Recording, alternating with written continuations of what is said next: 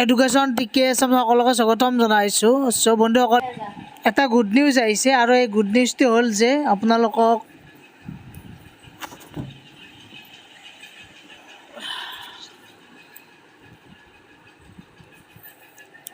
Education টিকেছ আমি সকলোকে স্বাগতম জনাইছোঁ। চ' বন্ধুসকল, বহুত অপেক্ষাৰ মূৰত এটা ভাল খবৰ আহিছে, স্পেচিয়েলি আমাৰ এমপ্লয়ী যিখিনি আছে তেওঁলোকৰ কাৰণে। এতিয়া যিহেতু আমাৰ প্ৰত্যেক 6 মান্থৰ মূৰে মূৰে DA যিহেতু ইনক্ৰিজ হয়, এতিয়া আকৌ DA ইনক্ৰিজ হৈছে, অকণমান লেট হ'ল বাৰু ইলেকশ্যনৰ কাৰণে। কেন্দ্ৰীয় চৰকাৰৰ ফালৰ পৰা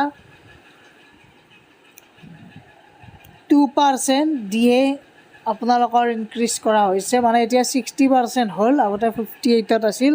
2% যিহেতু টোটেল DA দিয়াৰ নাও 60%।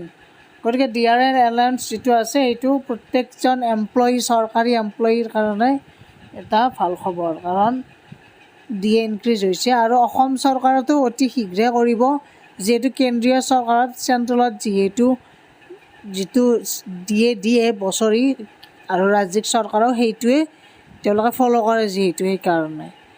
গতিকে ভিডিঅ'টো সকলোৱে শ্বেয়াৰ কৰি দিয়ক।